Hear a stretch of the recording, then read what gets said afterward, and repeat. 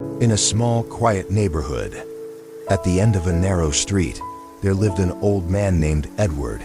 He was 80. His hair was silver, his eyes a little dimmer than they used to be. His house stood still, tucked beside a wall covered in moss, the kind that only grows with time. It had been 4 years since his wife passed away. His children lived far away, now grown, busy with lives of their own. Some days they called, most days they didn't. And in the silence, Edward began to wonder, is this what old age is supposed to feel like? Waiting, remembering, drifting. But one autumn morning, he woke up to sunlight, soft and golden. It slipped through the leaves, dancing on his old wooden floor. And for the first time in a long time, he noticed. He sat up slowly, put his feet on the ground, and asked himself, what if I started again? Number 1, a simple routine. That very day, Edward reached for a notebook. He scribbled a list. 6:30 wake up. 7 o'clock, walk. 8 o'clock, tea and toast. 9 o'clock, read. Just a few lines. But they gave his day shape. The next morning, he followed it. He got dressed, stepped outside. The morning air greeted him like an old friend. For the first time in months, his steps had purpose. Number 2, move a little each day. At first, he just walked around the block, slowly, cautiously. But with each day, his stride grew steadier. When it rained, he stretched by the window, rotated his arms, raised his heels, tiny movements. But they mattered, and by week's end, he noticed something. He slept better, his joints ached less, he smiled more. Keep moving, he told himself. Keep going. Number 3, a call to an old friend. One Sunday afternoon, Edward picked up the phone. He hadn't used it much these days. But today, he dialed a number he remembered by heart. George, his old high school friend. They hadn't spoken in years. Ring, ring, click. George here. George, it's Edward. There was a pause.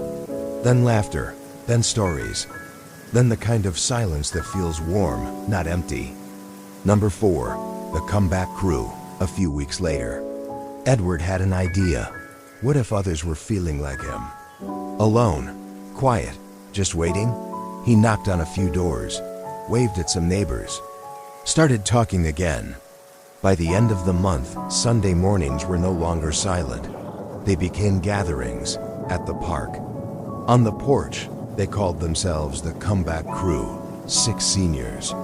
1 chessboard, plenty of tea, and even more laughter. Number 5, feed the mind. Edward wasn't about to let his mind grow dusty. He began reading again mysteries, memoirs, anything with a good story. He started doing crosswords after breakfast, listened to podcasts at night, and every Thursday, he joined an online English class with his granddaughter, Emma. The internet cut out sometimes. He mispronounced half the words. But his eyes twinkled when he learned something new. He felt alive. Number 6, a grateful heart. One morning, Edward sat by the window with a cup of tea. He pulled out a tiny notebook and wrote, "The sky is blue today, and I am here." Each day, he wrote something. Not big things, just little moments. A neighbor's smile, a warm bowl of soup, a memory from 1962. Every night before bed, he closed his eyes, took 3 slow breaths, and whispered, "Thank you." Number 7, kindness that comes back. One day, he saw Mary, his neighbor, struggling with a grocery bag. He helped her carry it inside. She smiled, gave him a cookie. The next week, he checked on her again. Then another neighbor, then a friend from church. He wasn't just passing time anymore. He was giving time. And what he gave came back tenfold. 3 years later, the house at the end of the alley no longer felt quiet. There was music, there was laughter. There were stories and chess pieces and tea. Edward still lived alone. But he wasn't lonely. He had a routine. He moved every day. He connected, shared, helped, and learned. He filled his life with meaning. So if you're growing old alone, take the first small step. A walk, a call, a cup of tea. Start with that ... and slowly, gently. You might just find that the quiet years can be the most beautiful ones of all.